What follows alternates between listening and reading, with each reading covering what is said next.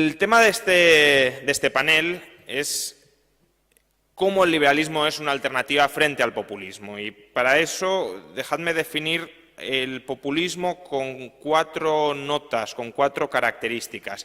El populismo es una estrategia política para consolidar, para alcanzar y retener el poder.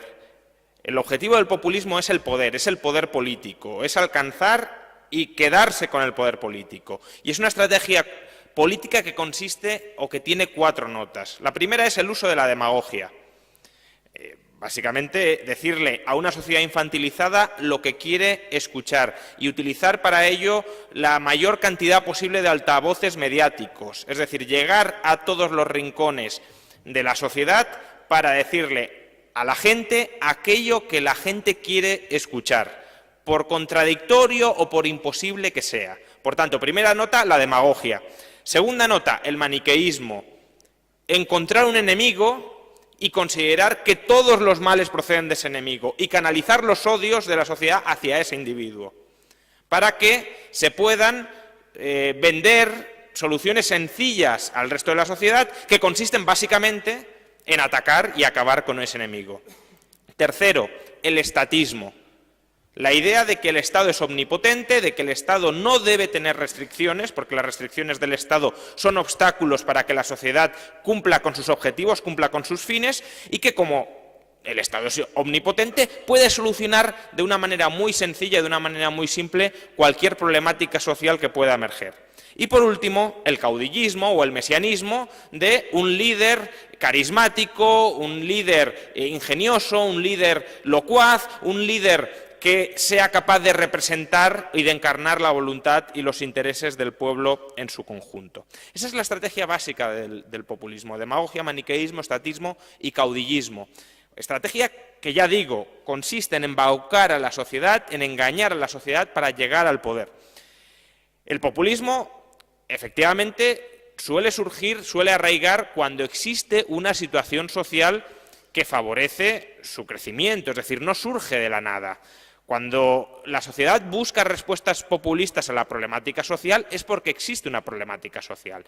Y esa problemática social en las últimas décadas ha sido generalmente, de esto saben mucho Victoriano y David, una crisis deflacionaria como la que estamos atravesando hoy. En una crisis deflacionaria, básicamente, con lo que nos encontramos es con una contracción general de las rentas de la sociedad. Desempleo masivo, bajada de salarios, bajada de ingresos, destrucción de mercados, desaparición de mercados, pérdida de cuota de mercado de muchas industrias, con lo cual, en este entorno complicado, un entorno del que se tiene que salir, del que solo se puede salir, en realidad, pues favoreciendo un recambio, una reestructuración, un reajuste muy profundo y duro del modelo productivo de esa sociedad, pues en ese contexto arraigan 2 tipos de tendencias populistas que son lo que llamaríamos populismo de izquierdas o populismo de derechas. El populismo de derechas, ante esa contracción general de los ingresos de la sociedad, ¿qué plantea? Los ingresos se están hundiendo porque los de fuera nos los están quitando, porque vienen los inmigrantes a hundirnos los salarios internos, porque son mano de obra barata. Si los echáramos, la gente nacional viviría mejor, tendría rentas más altas, o porque, aunque no vengan dentro del país, sí nos hacen dumping comercial con las mercancías que nos venden desde fuera, con las mercancías que importamos. Los bajos salarios están fuera y lo que hacemos es traer esas mercancías, importar esas mercancías desde el exterior. Ese es el populismo, ya digo, de derechas, que tiene su reflejo más claro en el momento actual, en el lepenismo francés o en el trumpismo estadounidense. La idea básicamente de que todos los males de la sociedad estadounidense, por ejemplo, proceden de los chinos que venden mercancías a Estados Unidos o de los mexicanos que van a Estados Unidos a trabajar. Y por eso lo que hace falta es que Apple no se vaya a China y que creemos un muro entre Estados Unidos y México para que no entre ningún mexicano y baje los sueldos de los estadounidenses. Bien, esa es la solución del populismo de derechas, que básicamente es crear conflictos nacionalistas, conflictos sociales en la era de la globalización. En lugar de contemplar la sociedad como una sociedad abierta, cosmopolita y tolerante hacia cualquier forma de vida y permitir las distintas interrelaciones que se construyan entre cualquier parte del planeta con cualquier otra parte del planeta, lo que quiere es poner barreras y controlar esas barreras, especialmente lo que hay dentro de ellas.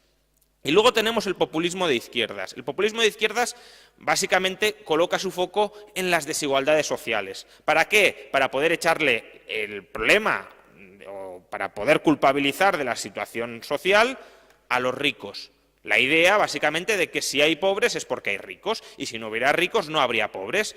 La idea, de nuevo, de que la economía, las rentas, son una tarta que está dada y, por tanto, si alguien tiene mucha parte de esa tarta es porque otros tienen menos. Y, por tanto, las crisis o la situación de pobreza depende de la existencia de ricos, de especuladores, de inversores, de capitalistas que explotan a los trabajadores, etcétera.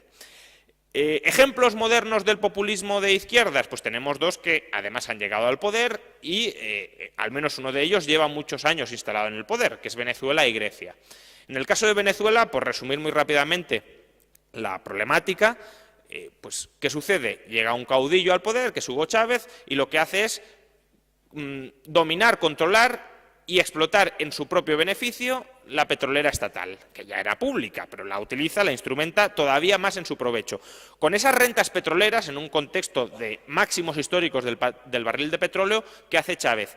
Básicamente repartir las rentas petroleras entre aquellos estratos de la sociedad a los que quería comprar, a los que quería comprarles el voto para mantenerse en el poder. Venezuela, la economía venezolana queda totalmente devastada porque Chávez no solo se apropia de las rentas petroleras, sino que sigue una política económica de destrucción de todo el sector privado venezolano para tener él, como caudillo político, todo el control político, social y económico de la sociedad. Por tanto, la economía venezolana queda totalmente devastada, pero no se nota, no se percibe inmediatamente un hundimiento de la calidad de vida. ¿Por qué? Porque a los altísimos precios del petróleo, Venezuela exporta petróleo y lo que hace es importar desde el exterior todo lo que ha dejado de producir dentro. Es muy fácil comprobar que más del 90% de todas las exportaciones venezolanas es petróleo o derivados del petróleo. Por tanto, Venezuela es un país monocultivo de petróleo. Produce únicamente petróleo, vende petróleo y con el petróleo importa lo que no produce dentro. ¿Qué ha pasado cuando el precio del petróleo se ha hundido? Pues que evidentemente si tú te abastecías vendiendo petróleo al exterior y ese petróleo te vale menos, tendrías que importar mucho menos y, por tanto, tendrías que asumir un desplome muy importante de tu nivel de vida, de tu estándar de vida. Como eso el gobierno populista bolivariano no ha querido reconocerlo, ¿por qué ha optado? Por un lado, por imprimir masivamente billetes, bolívares fuertes, es casi el sarcasmo, la burla con la que se están riendo de su población, imprimir masivamente bolívares para que no haya una caída de las rentas nominales. Tú cobras menos en términos reales, pero sigues cobrando lo mismo o más en términos nominales. ¿Y eso qué ha provocado? Pues ha provocado la hiperinflación que está sufriendo ya desde hace años, pero muy especialmente en la actualidad, Venezuela. Por otro lado, como no quiere que los precios de ciertos bienes, de productos básicos, se disparen y se pueda vender, que la población está quedando, se está empobreciendo por mucho que no hayan visto recortadas sus rentas nominales, ha implantado controles de precios. Los controles de precios es la mayor salvajada que puede hacer un gobierno, prácticamente la mayor. ¿Por qué? Porque básicamente está impidiendo que los empresarios vendan con una mínima ganancia, es decir, el gobierno de Maduro está imponiendo a los empresarios venezolanos que vendan con pérdidas. Les está diciendo, aunque usted compre a 100, usted no puede vender a más de 80. Solución, no vendo. Consecuencia, desabastecimiento masivo de productos dentro de Venezuela. La sorna de que no hay papel higiénico es que no hay papel higiénico. ¿Por qué? Porque el papel higiénico se importaba. Y eso está, además, trayendo toda una serie de consecuencias político-económicas tan absurdas y tan descabelladas como las que contaba Moisés Naim en un artículo de hace unas semanas en El País. En Venezuela, por ejemplo, los empresarios tienen la obligación, en numerosos convenios colectivos, de incorporar papel higiénico en sus empresas. Y contaba la experiencia de un empresario venezolano que, claro, si él incumple el convenio colectivo, su empresa puede ser nacionalizada.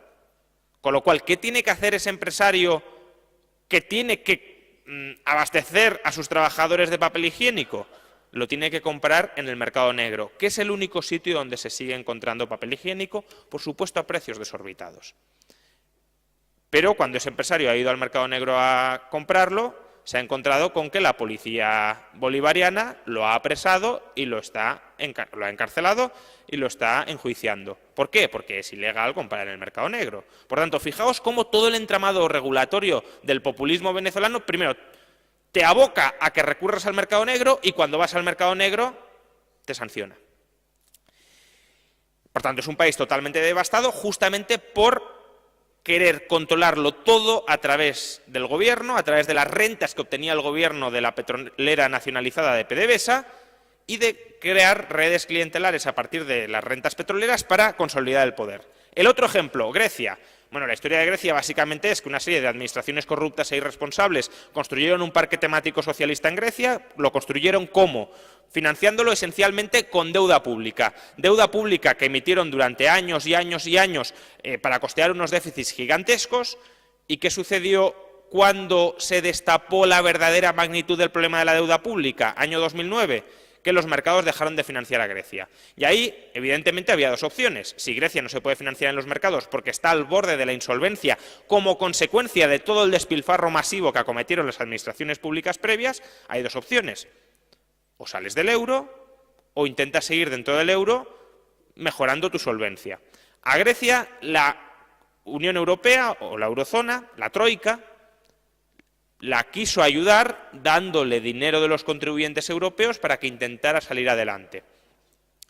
A cambio, evidentemente, exigió una serie de ajustes, una serie de reformas para que Grecia no solo recibiera fondos, sino que también pudiese devolver esos créditos más adelante. Básicamente recorten el gasto, suban impuestos, reformen la economía para que pueda trabajar algún griego y no los manden a todos al desempleo subsidiado por el dinero de los contribuyentes europeos y que en el futuro, ya digo, puedan devolver esos créditos. Evidentemente eso generó una situación dura donde emergió un partido populista, que es claramente la coalición de izquierda Syriza. ¿Qué prometía Syriza? Lo imposible. No vamos a acometer ningún ajuste adicional y vamos a seguir dentro del euro, porque el 80% de los griegos, conocedores de qué pasa fuera del euro, quieren seguir dentro del euro. Eso sí, quieren seguir dentro del euro sin ajustes, es decir, subsidiados por el resto de contribuyentes europeos. ¿Qué sucedió cuando llegó Syriza al poder? Que se tuvo que dar un baño de realidad. El resto de Europa le dijo, no os vamos a pagar vuestra permanencia dentro del euro. Si queréis seguir dentro del euro, tendréis que hacer reformas. Y en ese contexto, Grecia, a través de la genial estrategia pergeñada por su ministro de Finanzas, Yanis Varoufakis, lo que hizo fue un choque de trenes. ¿Que vosotros no nos queréis financiar nuestra permanencia dentro del euro? No os preocupéis. Yo pongo en duda, pongo en riesgo la pervivencia del euro. Si hace falta, voy a salir del euro, voy a quebrar Grecia para que quiebre la eurozona.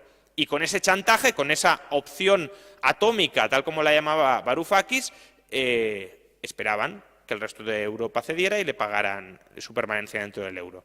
Europa no cedió, se declaró un corralito bancario, es decir, Varoufakis quebró toda la banca griega y al final Tsipras, que no quería salir verdaderamente del euro, tuvo que aceptar unas condiciones del tercer rescate mucho más duras que las que inicialmente tenía encima de la mesa con el segundo rescate. Por tanto, la estrategia del populismo es o destruye la sociedad, que es lo que habría sucedido saliendo del euro, o al final me tengo que tragar mis propias mentiras corregidas y aumentadas con medidas todavía peores. Entonces, eso es el populismo, ya digo, formas de retener el poder, engañando a la población para consolidar ese poder, creando redes clientelares desde el Estado. ¿Por qué el liberalismo es la alternativa al populismo? La alternativa al populismo no es, como ahora se plantea, el voto del miedo, que circunstancialmente pueda haber algún partido que no sea populista que llegue al poder. Esos son equilibrios inestables. Equilibrios inestables, ¿por qué? Porque si la mecha populista puede prender en la sociedad, terminará prendiendo más tarde o más temprano. Y lo que hay que hacer es apagar esa mecha populista, destruirla incluso. ¿Y cómo se apaga, cómo se destruye la mecha populista? A mi juicio, con el liberalismo. La solución, digamos, inicial que plantea el liberalismo, o el primer antídoto, que no creo que sea el más importante, pero desde luego sí es relevante, es el antídoto económico. Básicamente, cambiar el sistema de incentivos que hay en nuestra sociedad.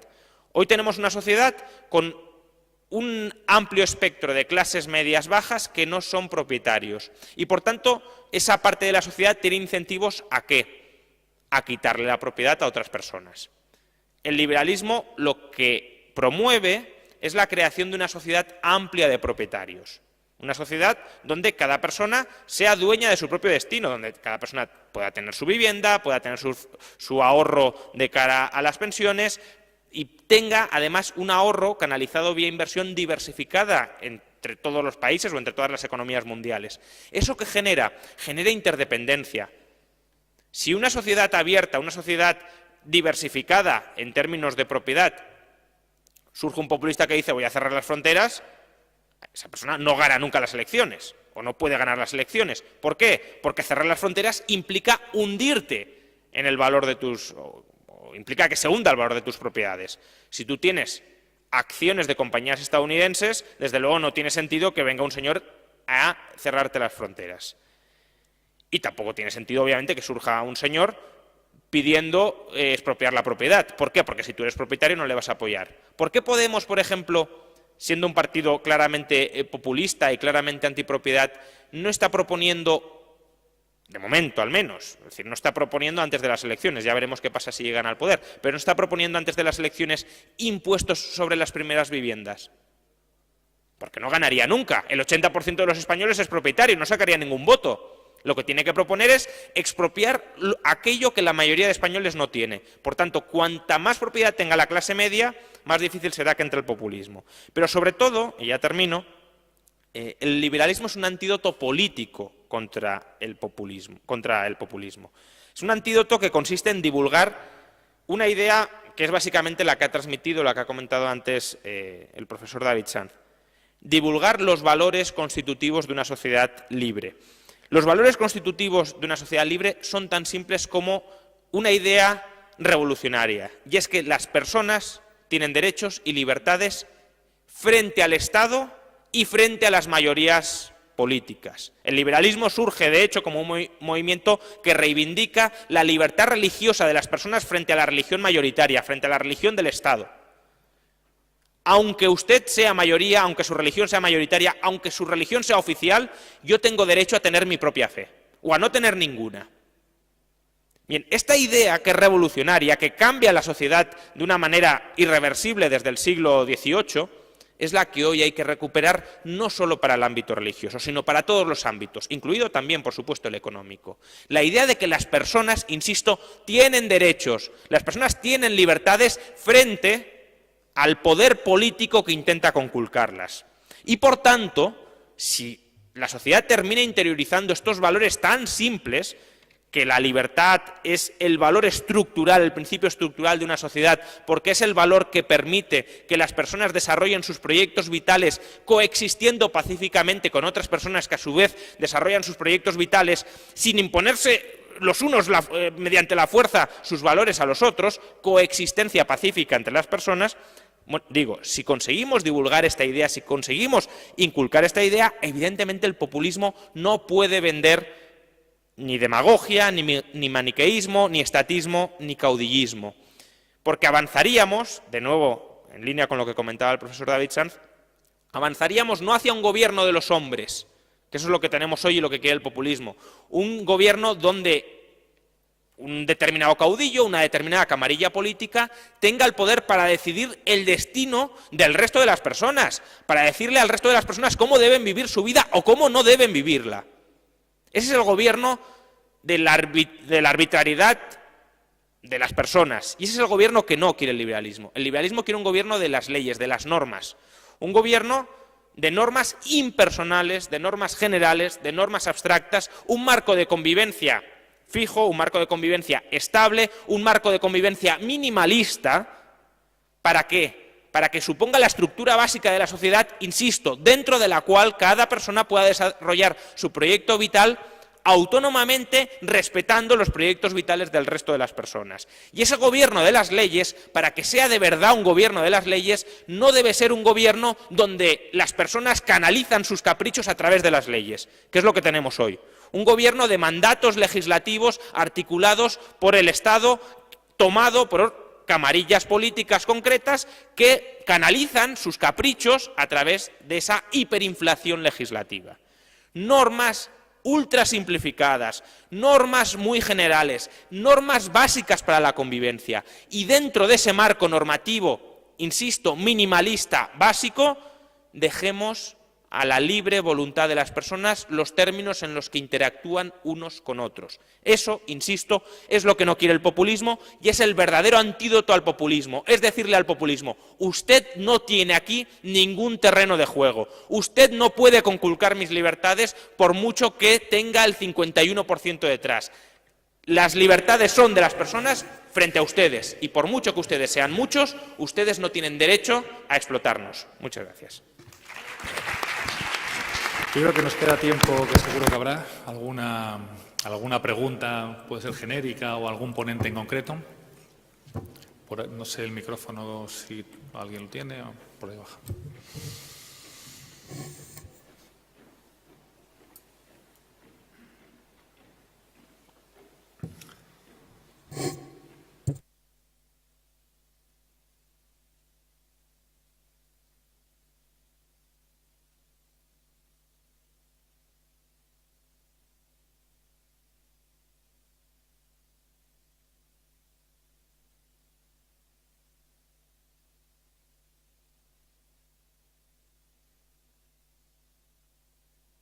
Les comento directamente. Bueno, ahora ya sí. Vamos a ver, yo he escuchado, ustedes han estado comentando la posición o lo que implica o lo que supone el liberalismo frente a lo que es populismo como dos grandes tendencias, dos grandes polos. Pero claro, a mí se me plantea una duda. No podemos plantear la figura del liberalismo como una realidad unívoca, única, en una realidad social compleja como la que tenemos actualmente. Si de hecho no encontramos un modelo único de bienestar, hablamos de 4 modelos de bienestar distintos dentro de lo que es nuestro marco occidental y desarrollado. No estoy hablando ya incluso de otras áreas geográficas distintas dentro de las cuales incluso podamos poner ante el juicio la significación propia de lo que supone el modelo de bienestar. Tenemos 4 modelos distintos de estados de bienestar. Tenemos una realidad compleja, una realidad global. Y estamos hablando de la solución a través del liberalismo como una realidad única. Cuando a mí la sensación que me da que no podemos fijar un criterio único de solución de una realidad compleja como la actual. Luego, se está poniendo en tela de juicio, entre comillas, en tela de juicio, obviamente, lo que es la posición del Estado. Claro, yo entiendo que podamos plantear ese criterio de libertad en una sociedad entre iguales, desde un punto de vista de una actividad productiva, pero es que no nos olvidemos que en un ámbito tan relevante como es el ámbito de la prestación de servicios por cuenta ajena, es una realidad, una relación jurídica entre desiguales, jurídicamente reconocida entre desiguales, puesto que el empresario y el trabajador no están en una posición de igualdad. Entonces, obviamente tiene que haber una posición garantista por parte del Estado. Y no solamente planteado desde la perspectiva estricta de lo que puede ser el ámbito de unas prestaciones, el desarrollo de una actividad productiva, donde podemos jugar más con el ámbito de reconocimiento de la libertad de las partes, de la libertad de acción, de una tutela pequeña por parte del Estado. Ojo, reitero mi punto mi comienzo de exposición cuando hablo de un modelo de bienestar, de la crisis en el modelo de bienestar, que en realidad es lo que está alimentando todo el desarrollo de estos movimientos populistas. Hay un ámbito importante de acción no contributiva por parte de una protección que va en el ámbito de las prestaciones no contributivas que corresponde al Estado, y ahí no podemos plantear el ámbito de la libertad de las partes a la hora de poder determinar un ámbito de una esfera de protección limitada por parte del Estado. Es que no tiene sentido. Hablamos de unas políticas... Si concretamos, Carlos, quizás la pregunta para que haya más. No, sí, lo que estoy planteando es simplemente para que... básicamente lo que me interesa señalar es qué perspectiva, cuando estés hablando de liberalismo, qué modelo concreto, porque no podemos partir de un único modelo. Y luego, en cuanto a la aplicación de las políticas en el ámbito del liberalismo, ¿en qué plazo temporal? Que es un elemento también bastante importante tener en cuenta. No podemos pasar de un sistema de reparto a un sistema de capitalización en 2 días. Básicamente, son esos 2 puntos. Muchas gracias. Muy bien, muchas gracias. Y por aludidos, el que quiera cogerla, Juan Ramón. Sí, bueno, A ver, el liberalismo al final es un conjunto de valores muy básicos, muy simples, sobre los que se puede estructurar la complejidad social. Son las normas, las metanormas de la convivencia. Nozick hablaba de que el liberalismo era la utopía de las utopías o el marco de las utopías. Es el marco de los marcos. Es decir, las sociedades pueden ser muy complejas, pero lo cierto es que para que una persona pueda desarrollar su proyecto de vida necesita un marco mínimo de libertades. Luego, a partir de esas libertades individuales reconocidas, ya surge la libre asociación de los individuos, y esa libre asociación, esa acción colectiva vía libertad de asociación, es lo que te permite formas sociales muy heterogéneas, muy complejas y muy diversas. Pero, evidentemente, para que la sociedad pueda ser diversa, pueda ser plural, pueda ser heterogénea, necesita reconocer esferas de autonomía individual dentro de las cuales nadie pueda entrar. Yo, claro que deslegitimo la actuación del Estado en muchísimos ámbitos, por supuesto que sí. El Estado no tiene autoridad política para recortar las libertades de las personas, y no debe tenerla. Y considerar que el Estado la tiene porque es Estado es, creo, entrar en una especie de síndrome de Estocolmo. El Estado no tiene autoridad para recortar nuestras libertades. El Estado está frenado, está contingentado, está limitado por el respeto a las libertades de las personas. Y esas libertades de las personas no dependen de que haya una igualdad económica. El liberalismo reconoce la igualdad desde su punto de partida inicial, la igualdad moral de las personas, la igualdad jurídica de las personas, pero no más allá, porque para alcanzar otros tipos de igualdad, ya no hablemos de igualdad casi física o fisiológica, sino incluso igualdad económica, necesitaría reprimir muy probablemente otras libertades. Y, por tanto, si para conseguir una igualación de resultados necesitas reprimir libertades, el liberalismo eso no lo va a ver bien, porque estás conculcando las libertades de las personas para alcanzar ese resultado. Y el liberalismo, insisto, lo que pone es limitaciones a los medios legítimos para alcanzar un fin, no a los fines. Los fines son muy opinables, cada uno tiene lo suyo, su estructura de valores, lo que quiere. Tú a lo mejor quieres una sociedad más igualitaria, yo la puedo querer más desigualitaria. Son dos perspectivas distintas. La cuestión es qué medios podemos emplear para conseguir una sociedad igualitaria o desigualitaria. Y no es el fin el que justifica los medios, sino los medios, unos u otros, los que justifican el fin. Con respecto a la desigualdad, la presunta desigualdad que se da en el mercado laboral, yo ahí tengo muy serias dudas de que haya desigualdad. Es decir, obviamente, si tienes un mercado laboral con 5 millones de desempleados, pues sí, podemos hablar de desigualdad, de desigual poder de negociación. Pero es que, a ver, los trabajadores se pueden asociar en sindicatos. Por tanto, si un trabajador quiere tener más poder de negociación directamente con una empresa, que acuda mancomunadamente. Para eso se asocia a la mano de obra, si quiere tener, ya digo, un mayor poder de negociación directo. Pero es que además, primero, hay muchos trabajadores, no podemos tampoco hablar del trabajo en general, que tienen un enorme poder de negociación individual. Messi es un empleado del Barcelona y no creo que consideremos que tiene un escaso poder de negociación frente a un equipo de fútbol. Un CEO es un trabajador y tampoco creo que consideremos que tiene un escaso poder de negociación. Por tanto, hay personas individuales con alto poder de negociación, las que no lo tienen se pueden mancomunar, y luego, en una economía con pleno empleo, que yo creo que esta es la garantía última que le da verdaderamente poder de negociación al trabajador, en una economía con pleno empleo, es que el poder de negociación del trabajador es gigantesco. ¿Por qué? Porque cualquier nueva contratación que quiera hacer cualquier empresario existente o cualquier nuevo empresario entrante tendrá que ser una puja sobre gente que ya tiene un empleo. Por tanto, tendrás que pujar al alza sobre sus condiciones actuales para poderlo contratar.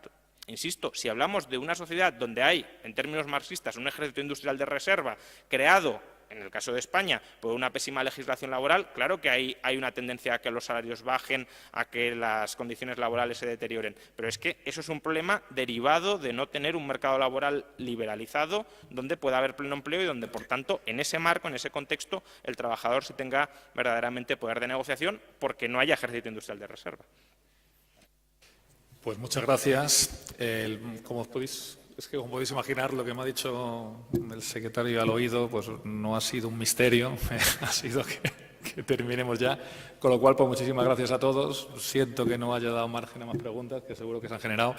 Y bueno, pues gracias a los tres ponentes que han venido por compartir esta experiencia con nosotros.